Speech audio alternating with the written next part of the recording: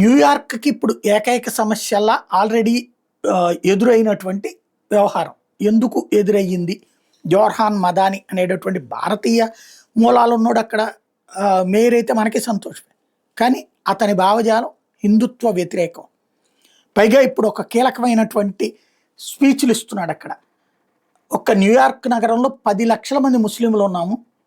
ఇంతమంది ఉండి ఇవాళ మంచి అవకాశం, ఇప్పుడు గనక మనం వినియోగించుకోకపోతే ఒక మంచి అవకాశాన్ని కోల్పోతాం.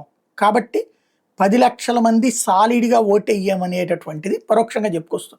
మిగతా వాళ్ళు డెమోక్రాటిక్ పార్టీకి సంబంధించి, అంటే ఇక్కడ మనకు కనుక ఒక కడప, ఒక గుంటూరు 1, లేకపోతే బెజవాడ, విజయవాడ వెస్టు, ఇట్లాంటి చోట్ల ఎట్లాంటి పరిస్థితో ఓ 20%, 25%, 30% మంది ముస్లింలు ఉంటే అది చివరికి హైదరాబాద్ పాత బస్తీలాగా మార్చేయటం అనమాట.